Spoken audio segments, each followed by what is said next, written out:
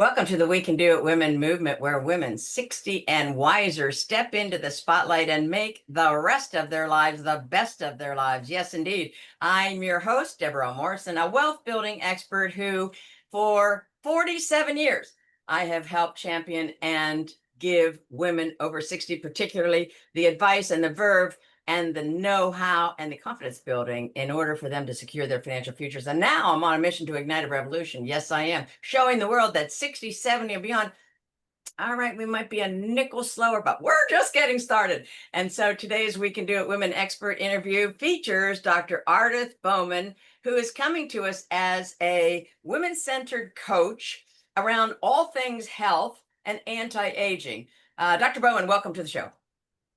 Oh, thank you so much, Deborah. This is going to be a lot of fun. And what I'm really about is that I'm pro-aging. I'm totally pro. Yeah, I know. And our language is so important. I appreciate your correcting that. Pro-aging for sure. And Dr. Bowman holds a PhD in human and organizational systems and is certified in multiple coaching modalities. Now, this is the kind of guy you want to be working with. You know, she can come at something from this angle and that angle. Those modalities include coactive, narrative, and dream builder coaching. Now, I'm wanting just to have you dial in because I wasn't familiar with these terms. So give us an explanation of coactive and narrative and dream building. Okay, well, coactive coaching, that's, kind of the grandpa. I did that way back in the 90s. And, it's the standard coaching model. It's the International Coaching Federation type model coaching, and it's kind of a standard. Okay. And then the narrative coaching, I began to move towards something a little less goal 1, 2, 3 orientated. And the narrative coaching is more about listening for people's stories, and especially women. That's what we do, is we tell stories. That's right? it. That's Right. it. Yeah. And then the brave thinking is also about, to your point, watching our words, watching our language, watching our internal thoughts, and really beginning to believe in possibility in our lives. And if there's any time where it becomes a wide open space for possibility, it's after you leave full-time work, if you choose, and you're in your 60s, your kids, if you've had them, are grown, and yeah, let's do something with this. So it fits. Absolutely. And you lead workshops and writing, and you make significant contributions to 60 and Me. Yeah, that's one. Yeah. Yeah, talk to us about 60 and Me. When did you get started with them? Oh, shoot. Several years ago. Yeah, okay. And I'm a good example of, my own counsel. Yes, Finally, did that's it. exactly how many of our businesses are spawned, right? Yeah. Yeah. And I did not know I was a writer. I was an academic. And that's not very fun to read. So everything's referenced. And gradually I started writing for them. And I said, darn, I can write. And it's just gotten better and better and more from my heart. And yeah, and I'm actually reaching women through that writing. And that just brings me so much joy. It's beyond belief. It's just very happy. Well, I'm thinking that you're taking the humble road here, because anybody that writes a PhD dissertation can write. Okay, let's just go there. Okay, that's true too. It's just a whole different kind. Yeah. Exactly. Yeah. And so what's written about you is a lot, and I was pleased to dive into some of that. You want to challenge, and you do, and I'm just one of your challenging limiting beliefs. And this is so powerful because at some point, if we could have like a certain type of camera, you know how like our security cameras and stuff, like mine at my lake house, I mean, I see right through the dark, just like I can see it. Right. Very little difference, right? And those stealth, our military stuff. And so if we could kind of see around us, we could see, oh my gosh, this is holding me back. Oh, that is holding me back. And I Right. think we would then be able to quickly say, well, who needs that? But if in fact we're not attuned to it or conscious of it, Right. it can still be holding us back. So talk to us about how you help women over that bridge, if you will, through those barriers to greater self-love as they age. Okay. So it's really it's about gentle correction in language. Right. I begin when I first start working with women, the whole first session, I want to hear their whole story. And I'm listening to the story and I'm listening to themes of resilience and strengths and talents and, growth. And I'm also listening to language. And, one form of gentle reframing would be if a woman says something like I never or I always, the gentle reframing is just up until now, stand up and turn around. Yeah. Oh, I like it. Oh, I like the actual physical reframing. Yeah, the Right, pattern interrupt. I love that. right, right. Yeah, so that's the kind of thing that I do. And I had to do that with myself, way back when I turned 70. So Yes. yeah. Well, I'm really pleased you said that, Doctor, because you are giving us something that each one of us can employ. So we're all conscious of, sometimes getting in a little bit of a spiral that's negative.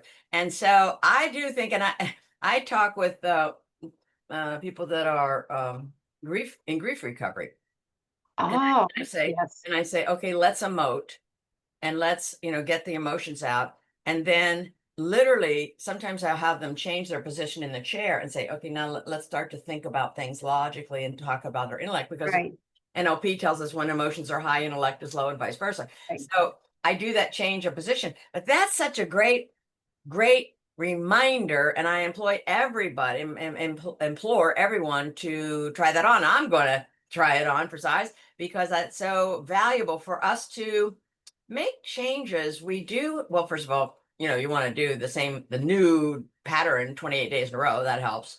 But that kind of stopping and doing this physical thing will anchor it more than saying, No, oh, it does.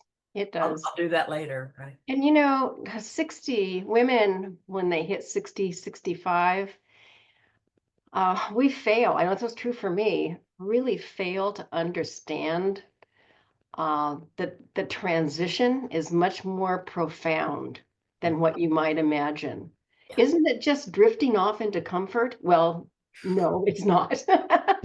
It's not. And I know for me, it was like when I turned 70 and I did, it's like when you graduate from high school, right? Yeah. The whole world is before you and it's all new.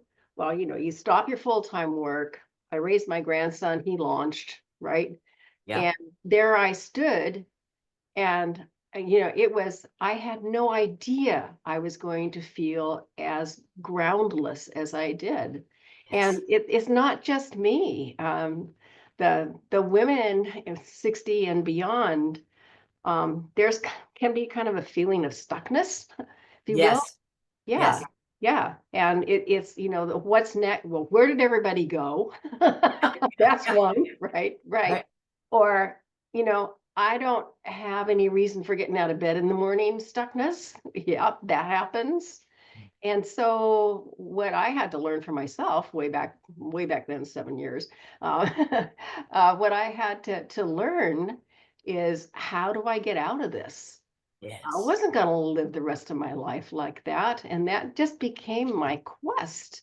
None of Good. us should live the rest of our life without purpose, without happiness, I mean, yeah, we're going to live a long time. In fact, last week I just wrote about this. It hasn't published yet. There is it's called, God, what is it called?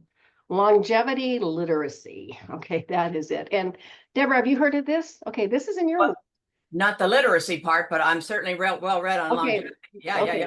Yeah, look up longevity literacy because it came out of was that it was a group that TIAA, they work in finance. Yes, of course. Okay. Right. And so their whole thing is that the bottom line is that almost all Americans underestimate how long they're going to live. All right. Now, coming from a financial point of view, that matters. We Totally. undersave for retirement, our numbers just aren't right, right? And that's huge. But where I went with that, I said, wow, there's a whole other piece of work to be done around this illiteracy, if you will. and help people understand that, if you're healthy and 65, you've probably got 15 to 20 years left to live. You're not Exactly. going to pass away tomorrow, usually. Yeah. So, Right. yeah, there's no crystal ball, but so we're being called to really live these decades ahead of us in a whole new way and have it be meaningful. It's good for us. It's good for our families. It's good for society. There is no downside. Society for sure. And I think Yeah. society has really been slow to the uptake here.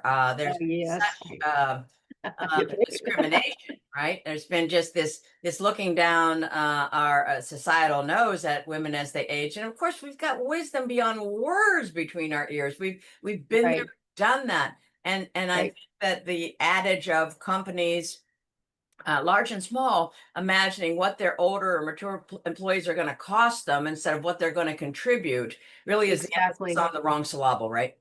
Exactly. Yeah. And that's a huge oh, she used to run Changing the Narrative. Janine Vandenberg. She Yes, is on LinkedIn. Yeah, and Janine is really working this side of it.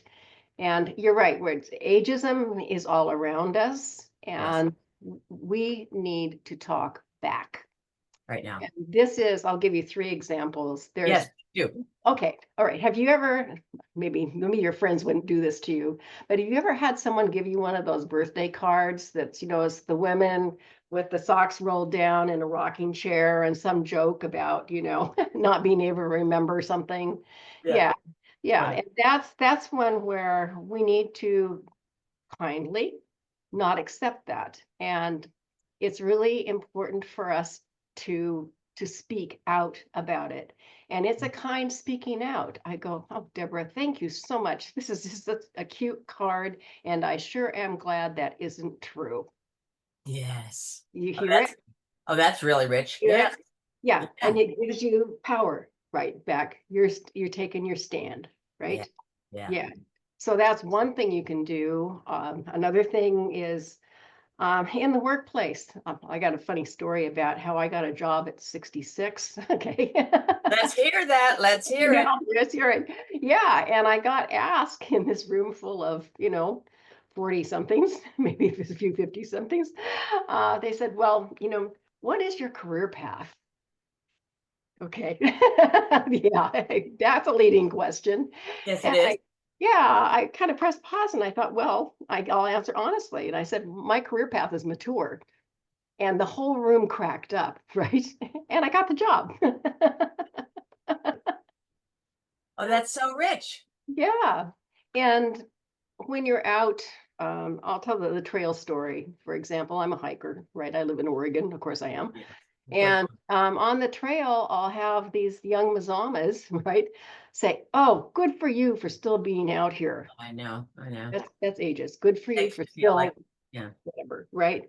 And to really speak back and say, well, I'm glad you're out here too. It's good to see you on this trail, and I hope to see you again next time. You know, and so that's really, can you hear that it's speaking out and standing your ground, but it's in a kind way.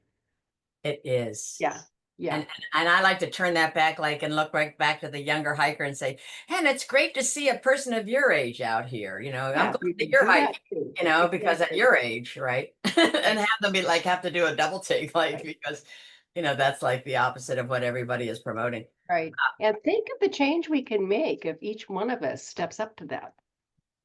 Because our words do make a difference. And I am so glad when I can catch myself. And then some people women that I've coached, they'll be talking along and they'll say something like, well, yeah, I was kind of stupid about money. And then I go, oh, no, no, no, I'm not supposed to say that. I'm supposed to say I'm embarking on something new. And I mean, that gets me out of bed in the morning.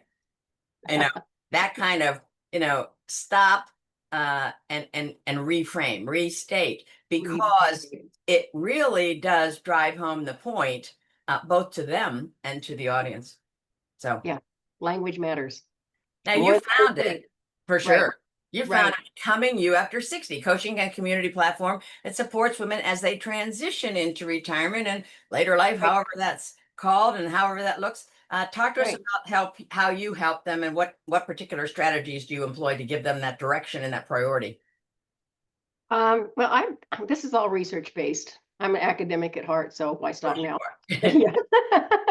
So I kind of did a lit review, and what I merged is that I merged research on the concept of happiness and fulfillment on one hand, and on longevity on the other. Okay. And what I found were three areas that crossed that that were shared by those Okay. two pieces of literature, right? And so I built a model around that. And just go back to our words matter. One of the areas that I work with women regarding is simply called mindset. And this is as simple as your own mindset about aging Yes. is huge. And that's the Becca Levy is, is anybody that reads about aging has knows Becca now. Her book's been out a couple years. Yes. And simply having a positive mindset about aging adds over 7 years to your life. Yes, exactly. Exactly. 7 years. That's the difference between 90 and 97. I'm going there, right? Right now. Right now. Right, right. And that's the language that we use. And that's, the reframing that we're talking about. Yes. Yeah. And Mm. it's really, we don't have any models. We can't have any models. I mean, it was in our era, like in the 1980s, where women really began to enter the workforce and almost match men. We outnumbered men, but percentage wise, we matched men's participation. And it just grew and grew and grew to 60%. And so when we look back at women like my mother and my grandmother, Right. what they experienced when they were my age is a completely different world than the one I live in. Right So now. I'm being called to think differently about this age. And so we don't have any patterns to follow. We're creating those patterns ourselves. We are. And of course, there are so many examples. I mean, Grandma Moses picked up her paintbrush, and Diana 70 Nyad, something, right? Diana Nyad finally did the cube floor Yeah, Diana, yeah. 64. And the woman that wrote Little House on the Prairie, I think she started. Oh, So yep, we yep. do have some stalwart women that have been that have reinvented themselves in their 70s and 80s, and we look to them, and yet there's a paucity by comparison to your very point.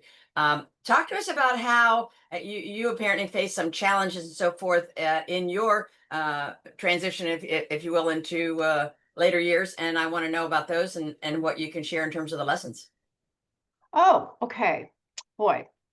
Well, when I was 70, yeah, and hit that transition, that was like, where am I? What planet am I on? What just happened? Uh, I got really depressed, and I'm not a person to be depressed. I'm a smiler and a doer, and I got depressed.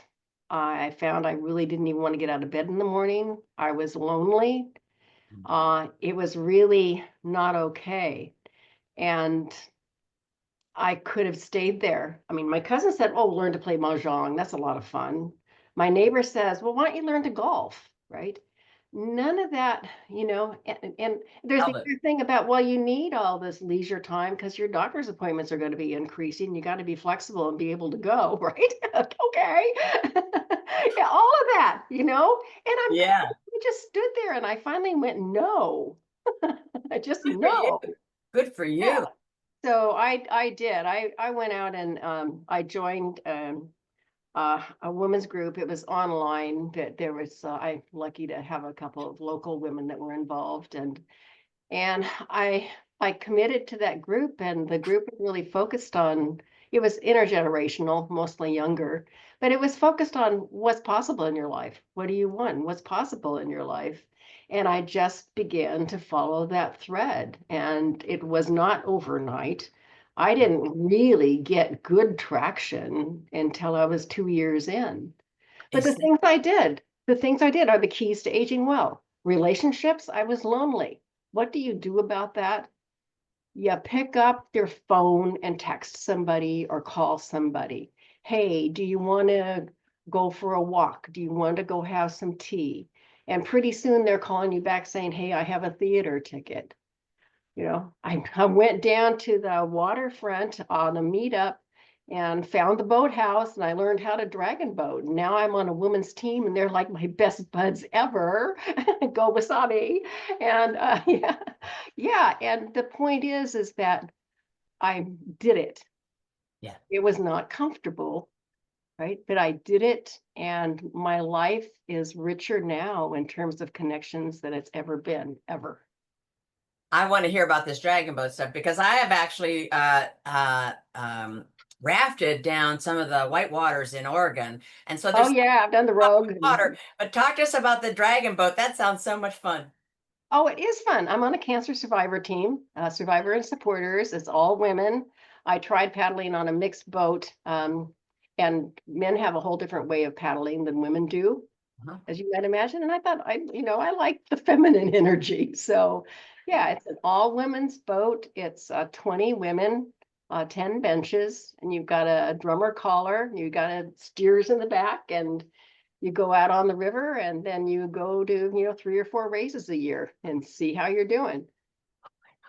Yeah, it's very, very fun. So And, how long is that? I mean, 10 on each side. That's the long boat. well, 10 benches. So yeah, I don't know how long the boat is. That's a really good question. So Gotta yeah, be like 20 yeah. feet or It, something. yeah, and so it covers the physical part, Yes. covers the community connections part. It actually, one of the other keys is purpose or meaning. It actually kind of brings some purpose into your life. You have, this thing. I want to be able to race well, Yes. right? So it covers a lot of the bases, and it's a very positive thing. And I'm not the oldest, but almost. Yeah. I love And it. I love it. so yeah, so but it's intergenerational, and it's we're all sisters, and it's beautiful. Yeah. Love that. And so a couple races a year you have then. And then other Um, people come in or you have a central location every like you haul this boat, somebody hauls the boat on a truck or something. Get it. Actually, the venues have their own boats because they're hosted by clubs, and Dragon Boat is a bigger deal than you think. They're I every know, I know. I'm like they're getting everywhere. more and more. I mean, it's like, dang, I didn't even hear of it before. I mean, and that's curious because I have a really well, now she's passed, but she was a so much of an avid rower in Hawaii. Oh, okay. Yep. So she was doing, 2 man with the almond. Covered your canoes. Yeah, yeah, yeah. Yep. Yep. Yeah. Yep. Okay. I went out with her once and I was sore for like a week. I mean, I didn't, it was just like something I had not done. And yet Yeah. there's such an art to that. So I totally There it get what is. you're saying about women rowing and that energy being like a different syncopation, right? It There's is. different It is. synchronicity, if you Right. will, Yeah. Yeah. synchronized rowing. Um, Yeah. And so when you're in sync, there's no feeling like it. Yeah. yes, Yeah. Yeah. yes, Yeah. yes. Yeah. It's life-giving. Yes. Totally. And so my sense is that so this is intergenerational, right? You have younger women. You might be the oldest one there. Yeah, in fact, we have we're all the cancer survivors. Cancer is not ageist. I Uh, can just say it, okay, it doesn't care. So we have everything from late 20s to, and I'm almost 77, a couple weeks. Yeah. Oh, yeah, yeah. well, good for you. So talk to us about this experience with cancer. Yeah, I had melanoma twice. Oh boy, about 12, 13 years ago. Mm. I was raising my grandsons at that time, and I just had to play by it. I said, I looked at the doctor and I said, well, I can't do this because I've got 2 kids at home. Oh, babysitting, right? Well, no, I was doing the whole thing. Well, the grandkid, but Uh, you're still, and I just got through it, and it changed me like it changes everybody else. And so one of the programs that I do that I want to expand is really focusing my three keys, the community connection, the purpose and meaning, and the mindset about aging. I really want to take those three keys and apply them to the cancer community. And this is for women not in the throes of it, because there is lots of support for them. Where there isn't support is a year after, 2 years after. And there's things that happen. The individual person changes because we're really, really no longer immortal. Immortal. Yeah, mortality is right there all of the time. And that changes how you live life and how you see life, right? Right now. Right. And there is something called, oh golly, what is it called? It's emotional loneliness. That's what the literature calls it. And that emotional loneliness has to do with if a person has never experienced cancer, they don't get how it's changed the person. And so it's kind of like in your relationships, you've shifted, but your friends and your family haven't. And there's this kind of this nagging loneliness that sets in because of that. And so that's where connections of a new form, like my dragon boating sisters, makes all the difference in the world. All of the difference, right? And so they just got, and if there's any population in the world that knows we got one trip around in this life, this is it, right? One precious life. Yeah, let's do this thing. Let's love every minute, because we don't know how many of them there are. And that's the group that gets it. Well, I couldn't be more in agreement. And dealing as I do as a grief coach, also as a certified financial planner, but as a grief coach, I am certainly in touch with a whole lot of widows, for example, Ardith, Right. who, after after the funeral and all that stuff, of course, the casseroles stopped coming and the invitations to dinner happen once and no one else does it. Right. And the whole rest of the world keeps swirling and they're still stuck in Tuesday, and, Right. and so there's a lot of misunderstanding, misinformation, and I think there's a fear factor. I'm just spitballing. Fear factor about, okay, so yeah, my friend had cancer and it's almost like if I get too involved, I could get cancer, right? If I get too close to my widowed friend, I could lose my husband. And it's like a stupidest thing as like not writing a will because then you think you're going to die. I mean, let's get serious. So to your point, I It's always reality. say there's so many people in the obituaries every day, and I'm going to guess about 97% of the people didn't plan on being there yesterday.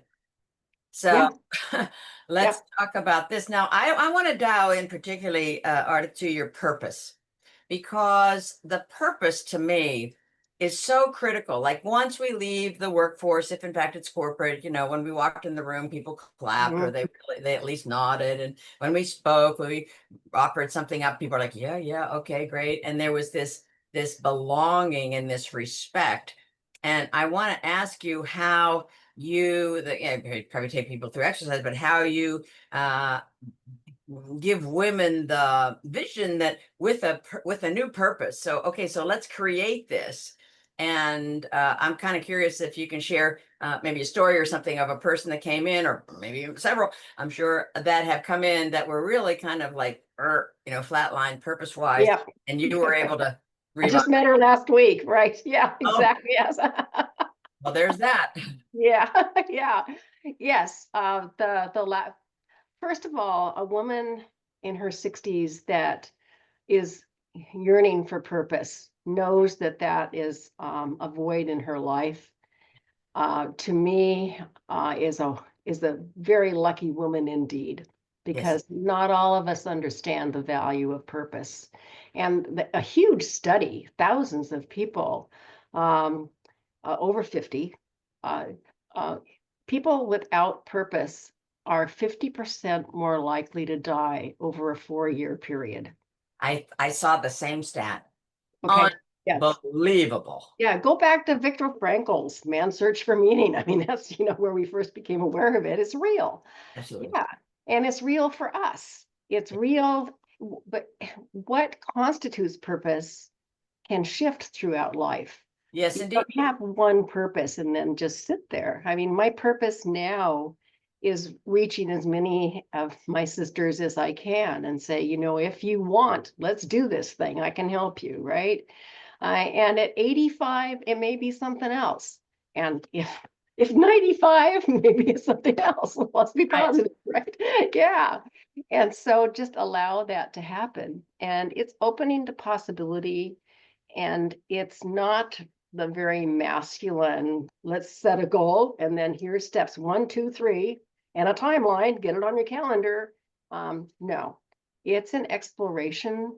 And it's really understanding that more is possible than you might see right now. And to really allow yourself to be open. And we learn through doing. And Absolutely. so go try something. Go pick up the phone, go explore, and say, well, and then this didn't feel right, or this felt on target, or I had no idea I was going to be interested in that. And allow That's that to happen, yeah. right? And so it's allowing that. I'm sorry to talk over you. Go ahead. No, I'm sorry. It's just allowing. Yeah. Yeah. Yeah. Yeah. And to that end, Ardith, I think that this aspect of us feeling like, we can just keep taking things in and say, yes, yes, yes. And we have all this stuff. Like if we imagined ourselves as a container, right, we would just be burgeoning, right? With all this stuff we take on, I think we need to expend a bunch of those old identities, right? Yes. Make room for the new, right? To Make make room for the room new. for the new sprouts that are coming up. And I so embody this passion of yours about giving women the vision and you living a life of joy yourself in order to help them codify their purpose. And I think there's maybe this push-pull, although I'll defer to you, this push-pull, like at some point women get sick and tired of being sick and tired, right? Like, all right, I'm kind of, wow, I've suffered enough. I want something different. And I've done enough. and done enough. And thank you. And the pull of, oh my gosh, look at Ardith. She's out there, in the dragon boat, and the pull of wonder. Follow your own truth. I mean, that's the one thing that I try and help women know in the first darn place is that the only path that counts is their path.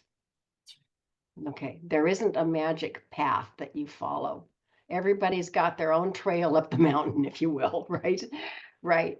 And what we have done as women, for most of us, perhaps not all, is that we've given and given and given. We've been good daughters, we've been good employees, we've been good mothers, we've been good wives, we've been good volunteers, we've been, and suddenly it's us that is the focus. And that can feel foreign. It can feel selfish. It can feel like I have no idea how to do this. I have a voice. Where is it? I'm trying to listen, but I can't hear it, right? Yeah. And that can take some work, is to help a woman get out of here and get down into here and listen to what this has to say. Sometimes I've been had a wonderful relationship with one of my aunts, and she was getting have a yard sale. She was ready to go into an adult community, and so she was putting tags on things with prices and stuff. And I drove from my place out 7 hours to help her because I love her to pieces. And I said, I can do that. Let me help you do that. And she goes, well, I can do it. I said, oh, I know you can do it, but it's your yard. You got a lot of things to do here. And she goes, yeah. Um, she said, well, I like to do it. And I said, that makes two of us. Oh, Now, how are we going to figure this out? Because if we're both doing and nobody's receiving, two there's peas in a pod. and she just leaned in and she just kissed me on the cheek and she said, you're right. And she said, I'll I'm very good at giving. and I'll allow you to give to me because you're saying you want to, and I will take this as a receiving. Oh, Oh, it was life changing, I think, for both of us.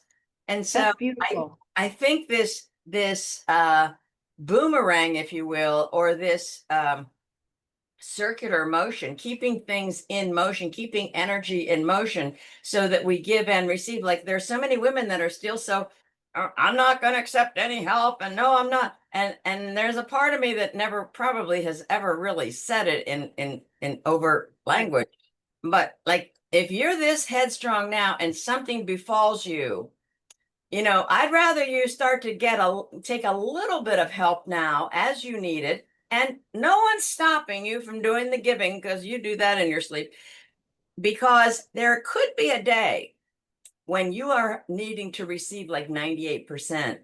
And rather than have that be, in addition to whatever has befallen you to send you into that state of dependency, right? Let's get into practice because you are giving the giver to you as you receive a huge gift. And I think when people get the sense that it is a circular motion, I continue to do It's an that. exchange. It It's an is. exchange. Yeah, it's not Then they one can way. get over their selfishness. What do you think, Ardith? Yeah, and it's not just selfishness. It's women, to your point. I'm always the giver. I can do it alone if it's my personal stuff. I can do it alone. I don't need anybody. Uh, or there is the famous I'm not enough, so I don't really deserve for anyone to help me. That's a big one for That's huge. women. That's huge. Yeah, that has Right, to that's go. huge. So we all have, there's lots of stories that we women have developed over our lives. And, what you're talking about is like really true for me. When I had cancer, I was toughened out. I was going to do it alone. Today, but about 15 years later, I would accept help because I've learned that that's okay. It's good. It feeds me and it feeds the person helping too. So, yeah, Yeah, that the rugged individualist, in our strength also lies in our vulnerability. it does. It does. Absolutely. Yeah, I've Mhm. got a funny purpose story I can share. Oh, good, good, good. Yeah, I was going for a walk with a teacher who was getting ready to retire, and we were talking about the keys and just what it's gonna be like. And when I got to purpose, she stopped walking and she looked at me and she said, "Purpose? I don't want purpose. I've had purpose. I never want another purpose in my life." Right? And I went, "Whoa!" Right? Yeah. And I said, "Okay, let's try another word. How It's about like she had meaning?" sounds like she had a big to-do list for her whole life. Sounds like she was And kind of tired yeah, of doing, but how about being? yeah, how about being? And so that's exactly right. It is the being. And so if you need to, when you hear the word purpose, change it to meaning. It's the same thing, Like it. right? I like that. Yeah. Yeah. Yeah. So I just love that. I never want another purpose in my life. And I go, okay, we're not talking about that kind of purpose. We're talking about purpose from inside you, right? Not outside Exactly. you. It's But not a motivation. I'm so grateful she stopped in her tracks and said it, right? Yeah, You were yeah, there to receive it and reflect back. I think right. that's so valuable for us women to be in conversation with each other Oh, so that we absolutely. hear each other into that speech. Because, like, once that pump has been primed, my experience, at least in the grief space, and also in, women learning investing, and there's a lot of fear around it. And once I say, what are you looking to do with this money? And then like, I don't know. And then I say, well, you don't want to live in a standard of living lesser than what you are living now. No, no. Okay. So we have some place to start with, right? Okay, good. Sometimes we have to go from the reverse. But I think when we build a little, when we introduce and solidify a win, right? In some area that stretches the woman from what she has been accustomed to, Right. very curious because it's sitting out there like there's this little win. And like in the investment world, the compounding, it's like you're going to get reminded of that every single month. And then if you're being in communication with one of your girlfriends and they're continuing to say to you, you got this, Jane, you got this, Mary, you got this. I think that we have Nice. unlimited potential. I think together we are unstoppable. Yes. Yes. And it is a together thing. Yeah. Absolutely. Yes. Yeah. Yeah. I can't agree more. So if you were able to talk to your younger self, your 30-year-old self, Ardith, what would you say to her? That's interesting. I actually just wrote an article about this because I flipped it on its head. I didn't have a conversation with my younger self. I was incorrigible. I kind of liked that, but yeah, I had a conversation with my older self. With Oh, yeah, with at that time, then my 96-year-old self.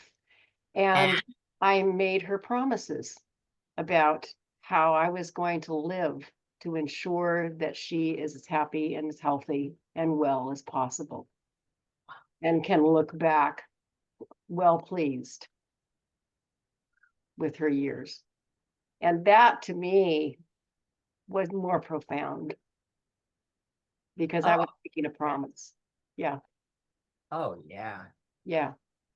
So talk to us finally about the evidence-based techniques that you use to manage the depression and the anxiety. We've talked a little bit about it, but are there other facets that you want to shed some light on that are really helpful that women can employ in this group? Oh, okay. And we're back to the three keys again, Okay. because that really is right. Mhm. Especially, for women, the feeling lonely. Yes. Oh, boy, there's a Canadian statistic. Something like 75% of women over 70 in Canada feel lonely. I mean, that's a Canadian study. Yeah. Loneliness will cause premature death. Yes, Uh, it will. and that to me, that's the number one Yeah. in alleviating depression, dementia, in any of that. And so for women especially, we already know we tend to live longer than men. Uh, okay, even though we probably underestimate how long we're going to live. We did know we live longer. We probably underestimate. The divorce rate for women over 65 is starting to skyrocket. I've got a statistic of the divorce rate's now up to 15%. And that's like an increase of 10% in a decade, right? Yeah. The other thing is that the widows that you often work with, that's 30% of us. So Right. that's at least 45% of us on our own. And so we're being called, to our conversation of really connecting with one another and finding ways to feel as though we're in community. Mhm. And then the second thing, of course, is that internal sense of meaning. And it could be volunteering. It could be for a period of your life grandparenting. It could Yes. be some kind of service, right? It's what speaks to you. And if you have community, if you have meaning, that there's no room for depression. Yes. Yes. Exactly. Yeah. Yeah. Yeah, because it expands into it. We can't be we can't be like smiling and depressed at the same time. You can't be laughing and depressed, So there's this physiological aspect that is amazing. And I think that Dr. Jill Bolte Taylor's work on who was the neuroanatomist who had the stroke at age, I don't know, stroke. Oh, yeah. Yeah. I Yeah. know who yes. Yeah, and she says that physiologically and neurologically and so forth, it only takes 90 seconds to change from being in an enraged situation to be completely blissful. And that's what our body can do. So if our body can do that and rearrange the synapses and so forth and so on, then we have neuroplasticity that we can use to our Mhm. advantage. And to your point, to take Yeah. us into those later years that which our parents didn't enjoy. I mean, will many of us outlive our parents by a decade or two? And I've Right. actually read the statistic about 2 months ago. There are families now that have three generations of retirees: a 102-year-old, an 80-year-old, and a 60-year-old, and they're all healthy and mobile. And they're all retired. Yeah, yeah. What a made up term that is. Really. Yeah, exactly, Yeah. exactly. So this Oh notion, my gosh. yeah, this notion of us living longer is real, It and is the real. notion of us being purpose driven to be in relationship with not only intergenerationally in our own family for sure, but our communities, because that's where this rich mix is going to be seen, and people are going to look at people interrelating. They're going to say, "Hey, wait a minute, we got a an opening over here for a not for profit that probably got their funding cut, and we'd like to have your energy here." And I think we're Beautiful, in beautiful. an energy.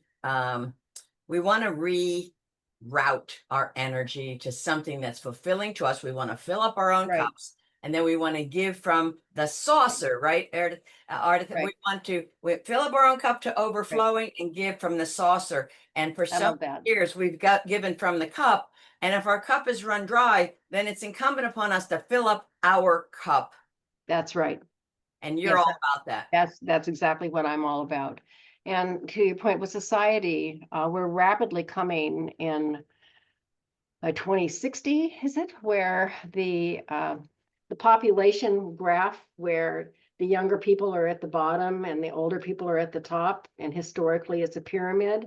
But it's Okay, inverted. yeah, it's inverted by 2060. Yes, we're needed. We are needed. Yeah, and that's not meant to be obligation or pressure. It's meant to be a call to live fully who we're here to be, because that serves all of us. It surely does. Yeah. Dr. Ardith, we are so blessed to have your wisdom and your knowledge, and these three linchpins, our uh, uh, Community purpose and yeah, mindset. Yep. yes, exactly. And Yep. I can't even read my own writing, which is always a scary thing. I got the Me too. community purpose. And this movement and the work that you're doing for 60-plus-year-old women is so needed. And I think anybody, well, of course, you can deal with clients remotely, but certainly anybody in Oregon can finally check out these dragon boat races and figure out if Yes, that's something that you want to plug into your life, because it sounds powerfully fun to me. it is. And I want to thank you again for your time. I know it's valuable. And Thank you. You're very fun to talk with. thank you so Really, much. really fun. It's been a pleasure indeed. So until we talk again, you be well and keep on You keeping too. on, because we need you. Yes, and we need you. Keep doing what you're doing. Okay, Thank we're you so, together in this. thank you so much. So Okay. we're pleased with Dr. Ardith's presence here and all of the important, powerful images and what shall we say? She's putting out she's putting out the example there for 60-plus-year-old women to follow and saying, yes, this is possible. I've done it. And I've done it after having cancer. And we can all engage in finding our community and our purpose and our meaning. I thank you so much. And thank you for joining us, you viewers, because we couldn't do it without you. We are the We Can Do It Women Show, and I see you and I value you. And your greatest chapter is just beginning. And if today's episode sparked something of interest to you, I invite you to join us, obviously, here on the Facebook page. Yet, we're also taking a retreat of taking on retreat 9 women and me as 10 to the south of France to a refurbished chateau, which is called Chateau de Boré by my dear friend Abby Carter. She was on our summit a couple of days ago. You can grab that interview by going to the Facebook group and looking at that. But this is a rich experience where I'm going to be teaching women how to make money in the morning. Yeah, I retired from 42 years boots on the ground doing just that. And I can help you learn how to make money. No more, I can't do it. Every single person last year left with an account into which they were investing, and the stories of financial empowerment after that week were outstanding. So much so that I said, we're going to do it again. Plus, Abby's chateau was available again, and it's nothing short of quaint, beautiful, comfy, and the views are unmistakably beautiful. And she has a private chef in-house who makes delectable meals every single night. And she brings in a sommelier, and we sample area wines, and we go to other community chateaus. It is rich beyond words. So join us. WeCanDoItWomen.com/retreats. Learn about it and sign up for initial interest, and we will be delighted to see you there. So until next time, remember, pay attention to your money, and it will surely pay you back.